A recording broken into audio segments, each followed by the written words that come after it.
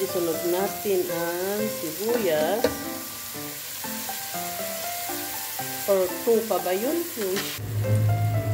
Ito yung tinatawag nilang lemon. Lemon buo ang tawag ko dyan. Darsin. Hill. At mismar. Dito sa Persian Arabic, mga kainday, sobrang marikado. Maraming baharat na nilalagay sa mga pagkain nila. Sunod natin nilagay ang tumpis, naghalong bawang at luya na blender. So, kaalo lang natin bago natin ilagay yung karne. Ayan. Pwede na natin ilagay yung karne. Ang lalaki.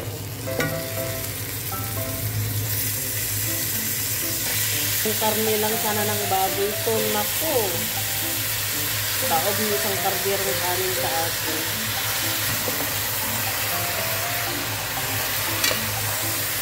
Sumasayaw ang aking kardero.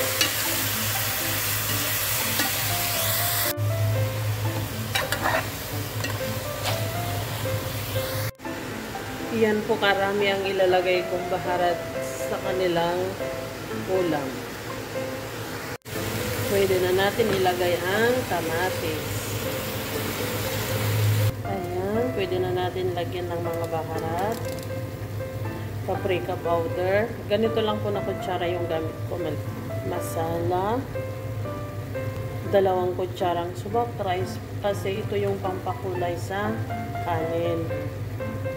At saka, lagyan po natin siya ng porko, kumin or kamun,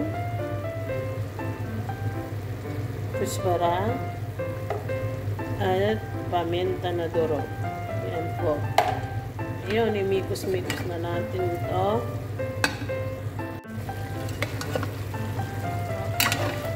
Ang lalaking hiwa. Limutan kong linagyan, lagyan pa natin ng baharat. Ito kasi mga kainday, sobra, kahit anong gawin mo, ilaga mo man siya bago mo siya iisa. Talagang andito pa rin talaga, sobra ang amoy.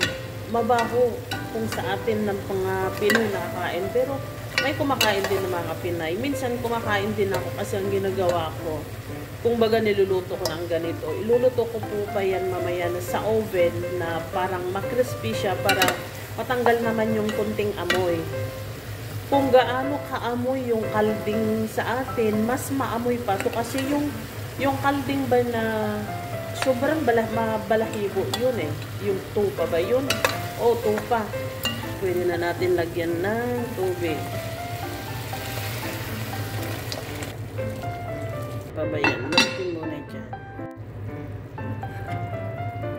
Hindi sila nagbibidyin kundi no jobs na.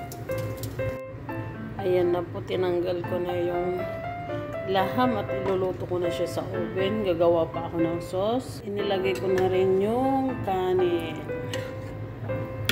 Ayan. At lalagyan ko pa siya ng gulay.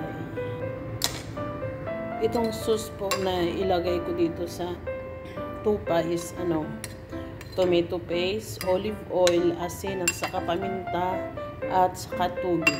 Brush ko na dito sa laham. Ayan na po, luto na ang aking masbus.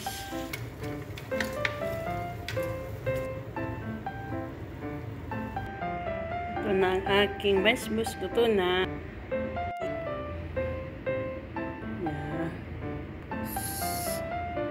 Kasi ito naman sa amo kong lalaki at sa mga bata, mauna raw si nanay nakakain. Yan ang kanyang pagkain. Yellow.